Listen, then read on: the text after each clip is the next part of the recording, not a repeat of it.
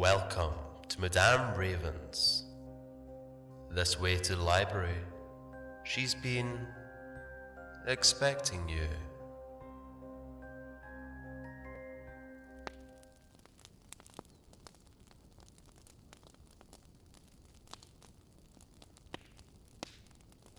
The Turn of the Screw by Henry James. Part 3. Chapter 5. Oh, she let me know as soon as, round the corner of the house, she loomed again into view. What in the name of goodness is the matter? She was now flushed and out of breath. I said nothing till she came quite near. With me? I must have made a wonderful face. Do I show it? You're as white as a sheet. You look awful. I considered. I could meet on this without scruple any innocence. My need to respect the bloom of Mrs. Groce's had dropped, without a rustle, from my shoulders, and if I wavered for the instant, it was not with what I kept back. I put out my hand to her, and she took it. I held her hand a little, liking to feel her close to me. There was a kind of support in the shy heave of her surprise. You came for me for church, of course, but I can't go. Has anything happened? Yes. You must know, did I look very queer? Through this window? Dreadful. Well, I said, I've been frightened. Mrs. Groce's eyes expressed plainly that she had no wish to be, yet also that she knew too well her place not to be ready to share with me any marked inconvenience. Oh, it was quite settled that she must share. Just what you saw from the dining room a minute ago was the effect of that. What I saw just before was much worse. Her hand tightened. What was it? An extraordinary man, looking in. What extraordinary man? I haven't the least idea. Mrs. Groce gazed around us in vain. Then where has he gone? I know still less. Have you seen him before? Yes, once, on the old tower. She could only look at me harder. You mean he's a stranger? Oh, very much. Yet you didn't tell me. No, for reasons. But now that you've guessed... Mrs. Groce's round eyes encountered this charge. Ah, I haven't guessed, she said very simply. How can I, if you don't imagine? I don't, in the very least. You've seen him nowhere but on the tower, and on the spot just now. Mrs. Groce looked around again. What was he doing on the tower? Only standing there and looking down at me. She thought a minute. Was he a gentleman? I had no need to think. No. She gazed in deeper wonder. No.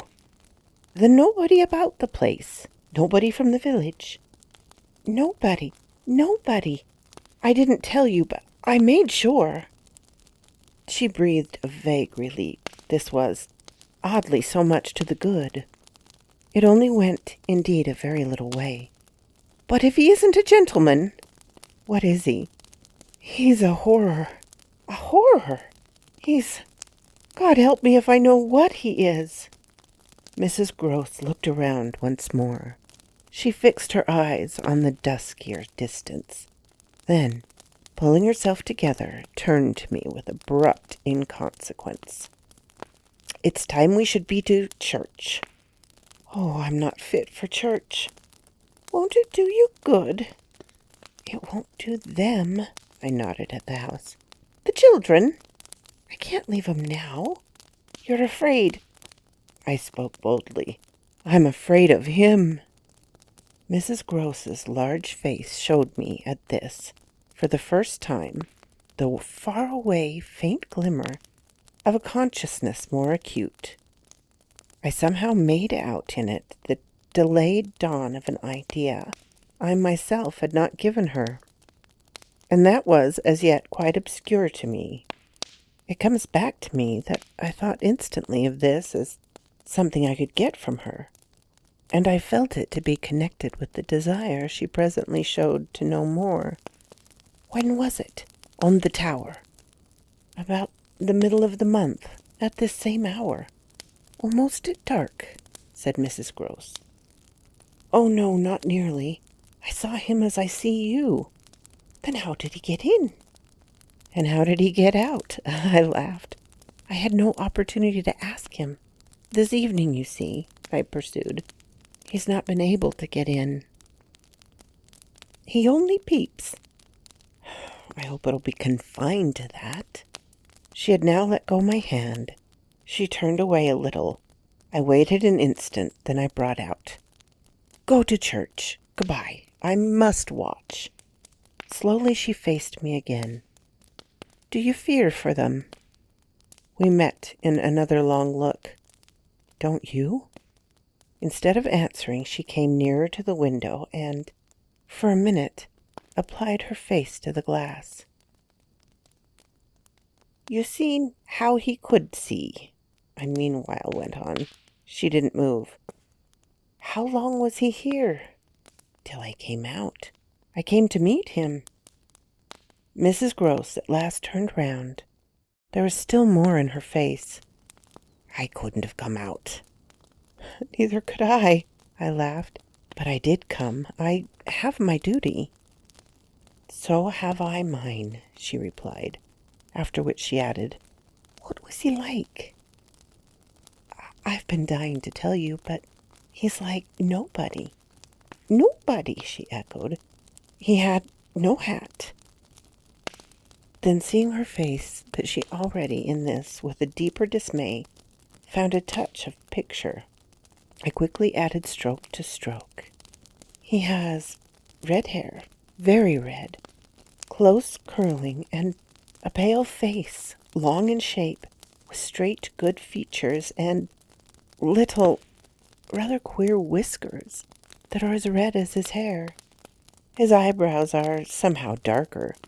They look particularly arched, and as if they might move a good deal.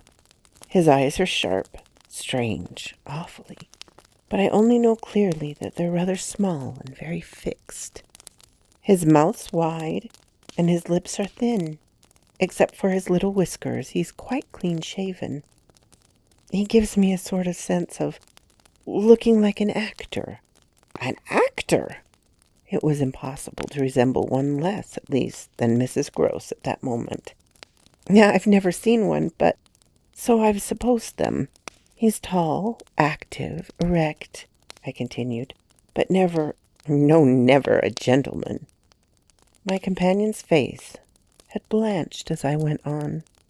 Her round eyes started, and her mild mouth gaped. A gentleman, she gasped, confounded. A gentleman, he? You know him, then? She visibly tried to hold herself. But he is handsome. I saw the way to help her. Remarkably. And dressed. In somebody's clothes. They're smart, but they're not his own. She broke into a breathless, affirmative groan. They're the master's. I caught it up. You do know him. She faltered but a second. Quint, she cried. Quint. Peter Quint. His own man. His valet. When he was here. When the master was. Gaping still, but meeting me, she pieced it all together. He never wore his hat. But he did wear, well, there were waistcoats. Mist. They were both here last year. Then the master went, and Quint was alone. I followed, but haltingly a little. Alone? Alone with us.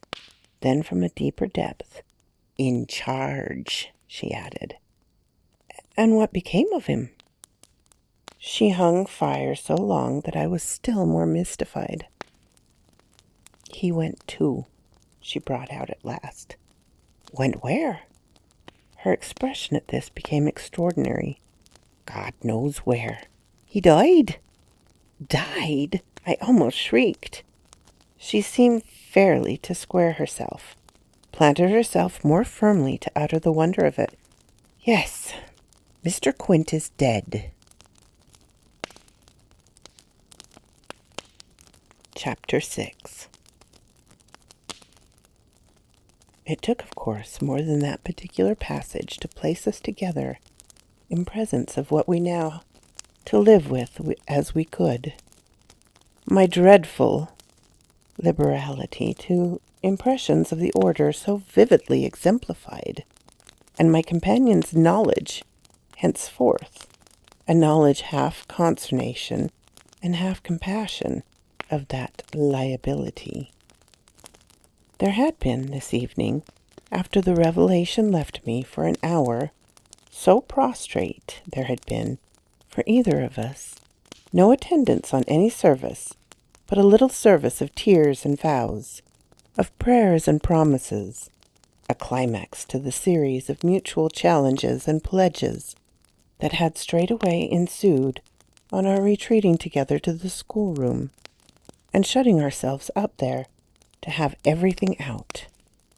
The result of our having everything out was simply to reduce our situation to the last rigor of its elements.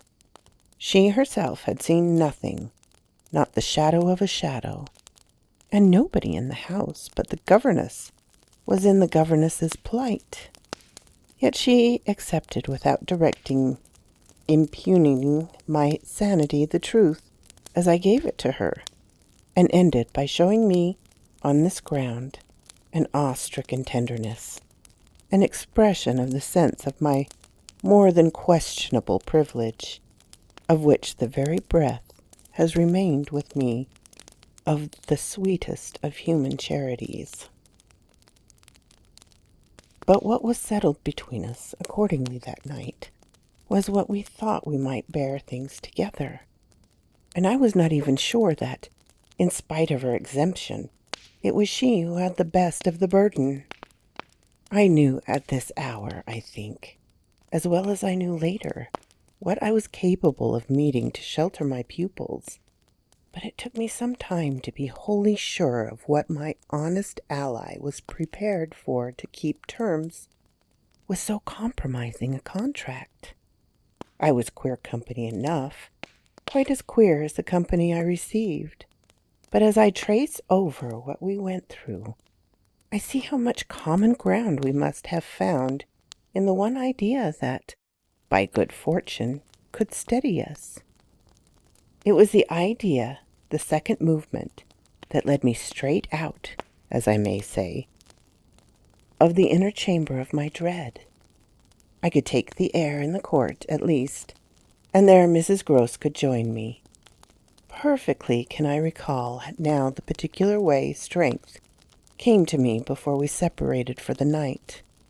We had gone over and over every feature of what I had seen. He was looking for someone else, you say? Someone who was not you? He was looking for little Miles. A portentous clearness now possessed me. That's whom he was looking for. But how do you know? I know. My exultation grew. And you know, my dear. She didn't deny this, but I required, I felt, not even so much telling as that. She resumed in a moment, at any rate. What if he should see him? Little Miles? That's what he wants. She looked immensely scared again. The child! Heaven forbid! The man! He wants to appear to them. That he might was an awful conception, and yet, somehow, I could keep it at bay, which, moreover, as we lingered there, was what I succeeded in practically proving. I had an absolute certainty that I should see again what I had already seen. But something within me said that by offering myself bravely as the sole subject of such experience, by accepting, by inviting, by surmounting it all, I should serve as an expiatory victim and guard the tranquillity of my companions, the children in especial. I should thus fence about and absolutely save. I recall one of the last things I said that night to Mrs. Gross. It does strike me that my pupils have never mentioned. She looked at me hard, and I musingly pulled up his having been here, and the time they were with him. The time they were with him, and his name, his presence, his history, in any way. Oh, the little lady doesn't remember. She never heard or knew. The circumstances of his death? I thought with some intensity. Perhaps not, but Miles would remember. Miles would know. Oh, don't try him, broke from Mrs. Gross. I returned her the look she had given me. Don't be afraid, I continued to think. It is rather odd that he's never spoken of him. Never by the least allusion. And yet you tell me they were great friends. Oh, it wasn't him, Mrs. Gross with emphasis declared. It was Quint's own fancy. To play with him, I mean, to spoil him. She paused a moment, then added, Quint was much too free. This gave me, straight from my vision to his face, such a face, a sudden sickness of disgust. Too free with my boy? Too free with everyone.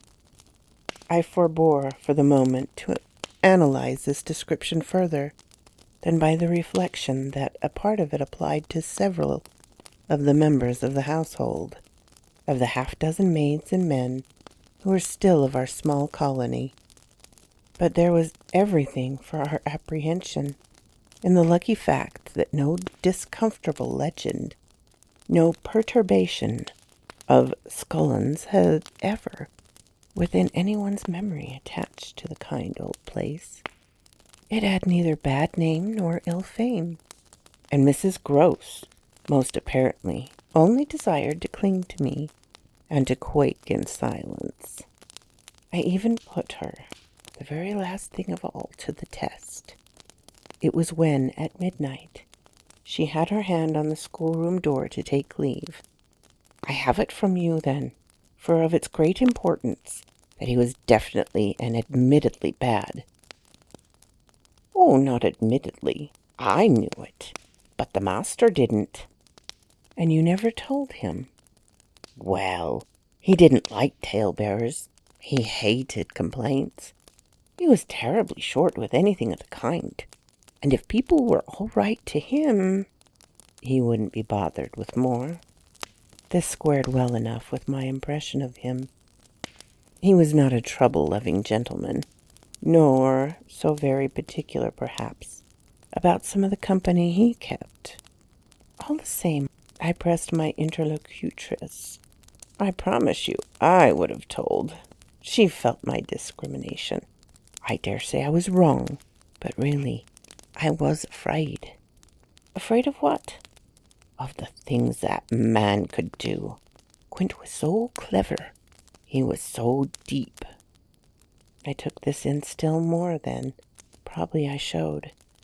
You weren't afraid of anything else? Not of his effect? His effect? She repeated with a face of anguish, and waiting while I faltered. On innocent little precious lives. They were in your charge. No, they were not in mine, she roundly and distressfully returned. The master believed in him, and placed him here because he was supposed to not be well, and the country air was so good for him. So he had everything to say. Yes, she let me have it, even about them. Them? That creature? I had to smother a kind of howl. And you could bear it? No, I couldn't, and I can't now. And the poor woman burst into tears. A rigid control from the next day was, as I have said, to follow them. Yet how often and how passionately. For a week we came back together to the subject, much as we had discussed it that Sunday night. I was, in immediate later hours, in especial, for it may be imagined whether I slept, still haunted with the shadow of something she had not told me. I myself had kept back nothing. But there was a word Mrs. Gross had kept back, I was sure. Moreover, by morning, and this was not from failure of frankness, but because on every side there were fears, it seemed to me indeed, in retrospect, that by the time the morrow's sun was high, I had restlessly read into the fact before us almost all the meanings they were to receive from subsequent and most cruel occurrences. When they gave me above all was just the sinister figure of a living man. The dead one would keep a while, and of the months he had continuously passed at Bly, which, added up, made a formidable stretch. The limit of this evil time had arrived only when, on the dawn of a winter morning, Peter Quint was found, by a labourer going to early work, stone dead on the road from the village. A catastrophe explained, superficially at least, by a visible wound to his head. Such a wound as might have been produced, and as, on the final evidence, had been, by a fatal slip in the dark, after leaving the public house, on the steepish ice slope, a wrong path altogether, at the bottom of which he lay. The icy slope, the turn mistaken at night, and in liquor accounted for much. Practically, in the end and after the inquest, the boundless chatter for everything. But there had been matters in his life, strange passages and perils, secret disorders, vices more than suspected, would have accounted for a good deal more. I scarcely know how to put my story into words that shall be a credible picture of my state of mind. But I was in these days literally able to find a joy in the extraordinary flight of heroism, the occasional demand of me. I now saw that I had been asked for a service admirable and difficult, and there would be a greatness in letting it be seen, in the right quarter, that I could succeed where many another girl might have failed. It was an immense help to me. I confess I rather applauded myself as I looked back, that I saw my service so strongly and so simply.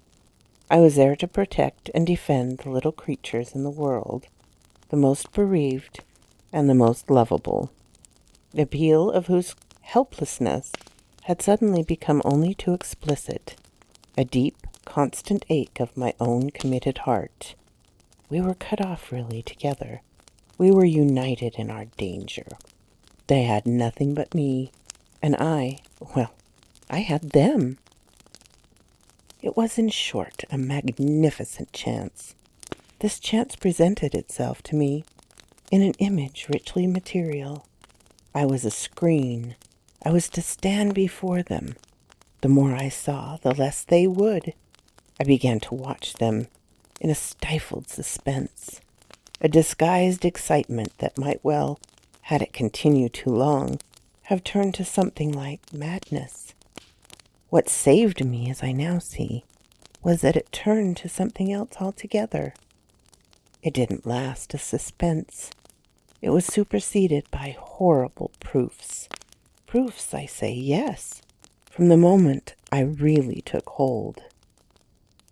This moment dated from an afternoon hour that I happened to spend in the grounds with the younger of my pupils alone. We had left Miles indoors on the red cushion of a deep window seat. He had wished to finish a book, and I had been glad to encourage a purpose so laudable in a young man whose only defect was an occasional excess of the restless. His sister, on the contrary, had been alert to come out, and I strolled with her half an hour, seeking the shade, for the sun was still high and the day exceptionally warm. I was aware afresh with her as we went of how, like her brother, she contrived, it was the charming thing in both children, to let me alone without appearing to drop me, and to accompany me without appearing to surround. They were never inopportune, and yet never listless. My attention to them all really went to seeing them amuse themselves immensely without me. This was a spectacle they seemed actively to prepare, and that engaged me as an active admirer. I walked in a world of their invention. They had no occasion whatever to draw upon mine, so that my time was taken only with being, for them, some remarkable person or thing that the game of the moment required, and that was merely, thanks to my superior, my exalted stamp, a happy and highly distinguished sinecure. I forget what I was on the present occasion. I only remember that I was something very important and very quiet, and that Flora was playing very hard. We were on the edge of the lake, and, as we had lately begun geography, the lake was the Sea of Azov. Suddenly, in these circumstances, I became aware that on the other side of the Sea of Azov, we had an interested spectator. The way this knowledge gathered in me was the strangest thing in the world.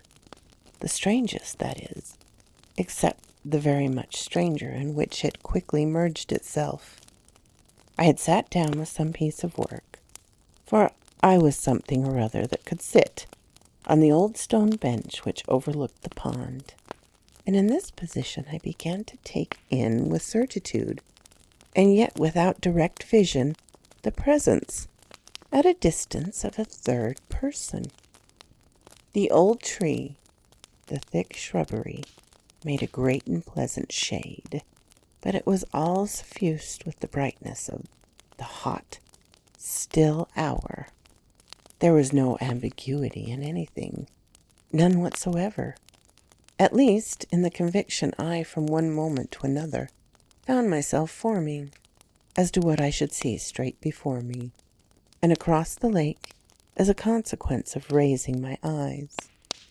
They were attached at this juncture to my stitching in which I was engaged, and I can feel once more the spasm of my effort not to move them till I should have steadied myself as to be able to make up my mind what to do. There was an alien object in view, a figure whose right of presence I instantly, passionately questioned. I recall counting over perfectly the possibilities, reminding myself that nothing was more natural, for instance, than the appearance of one of the men about the place, or even of a messenger, a postman or a tradesman's boy from the village. That reminder had as little effect on my practical certitude as I was conscious, still even without looking, of it having upon the character and attitude of our visitor. Nothing was more natural than that these things should be the other things they absolutely were not. On the positive identity of the apparition, I would assure myself as soon as the small clock of my courage should have ticked out the right second. Meanwhile, with an effort that was already sharp enough, I transferred my eyes straight to little Flora, who at the moment was about 10 yards away. My heart had stood still for an instant, with the wonder and terror of the question whether she too would see it. I held my breath while I waited for what a cry from her, what sudden innocent sign, either of interest or alarm, would tell me. I waited, but nothing came. Then, in the first place, there is something more dire in this, I feel, than in anything I have to relate.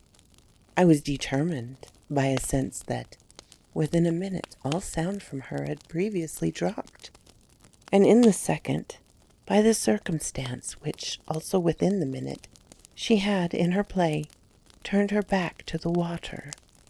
This was her attitude when I at last looked at her, looked with confirmed conviction that we were still together under direct personal notice. She had picked up a small flat piece of wood, which happened to have in it a little hole that had evidently suggested to her the idea of sticking in another fragment that might figure as a mast and make the thing a boat. This second morsel, as I watched her, She was very markedly and intently attempting to tighten it in its place. My apprehension of what she was doing sustained me, so that after some seconds, I felt I was ready for more. Then I again shifted my eyes. I faced what I had to face. So quoth this raven. My darlings, I hope you're all geared up and ready for the holidays. Again, a little more of this Christmas ghost story for you. If you like this, please hit the little button to let me know. If you didn't, hit the little button to let me know. Leave a comment. I'm always glad to talk with you, my darlings. I'm open to suggestions and criticisms, critiques. If you have not subscribed, please do so and ring the little bell so you know when to come up and see me. And I will talk to you next time, my darlings. Farewell.